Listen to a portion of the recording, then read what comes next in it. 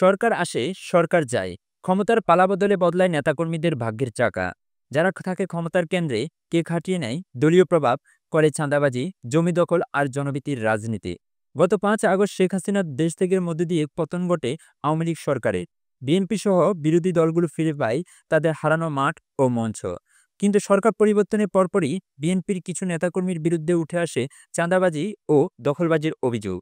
তবে এমন এক সময়ও ব্যতিক্রম একজন সাইফুল শিকদার। তিনি শরীয়তপুর জেলার সখীপুর থানার বিএমখালী ইউনিয়নের ২ নং ওয়ার্ডের বিএনপির সাবেক সাংগঠনিক সম্পাদক। আমি একজন কারা নির্যাতিত বিএনপি কর্মী। বিএনপিকে ভালোবেসে দেশ মায়ের মুক্তির সংগ্রামে যখন ডাকাতে আন্দোলন অংশগ্রহণ করার উদ্দেশ্যে রওনা দিলাম, সদরঘাট নামার পর আওয়ামী সন্ত্রাসী পুলিশ লীগ সেখানে মোবাইলে দেখতে পেল যে আমাদের দেশনায়ক জনাব তারেক রহমান সাহেবের ছবি, আমাদের দেশমাতা বেগম খালেদা জিয়ার ছবি, রাষ্ট্রপতি শহীদ জিয়াউর রহমান সাহেবের ছবি। তাৎক্ষণিক আমাদেরকে বলে, পুলিশ ভ্যান ওঠো, না হয় গুলি করব।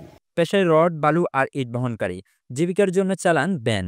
দিন চলে কোনো মতে, ঘামে ভেজা শরীরে, গায়ে ধুলোমাখা পরিশ্রমে। সাইফুল শিকদার বিএনপি করেন নিঃস্বার্থ ভালোবাসা থেকে। দীর্ঘ ১৭ বছর ধরে আওয়ামী লীগের শাসন আমলে তিনি ছিলেন অবহেলিত, কখনো নিগৃহীত, এমনকি হয়েছেন কারাবন্দীও। তবুও দল ছাড়েননি। বিএনপির সভা সমাবেশে থেকেছেন দীপ্ত উপস্থিতিতে। ভ্যান চালিয়েও রাজনীতি করেছেন বুকভরা ভালোবাসা নিয়ে।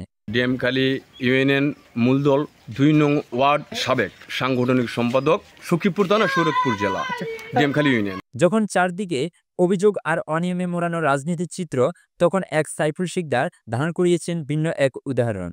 চাঁদাবাজি নয়, লুটপাট নয়, বরং সৎ পরিশ্রম আর দলপ্রেমে তিনি হয়ে উঠেছেন রাজনীতির আদর্শ মুখ। রাজনীতি নয় জীবিকার পথ, তবে জীবিকা চলুক রাজনীতির আদর্শ নিয়ে।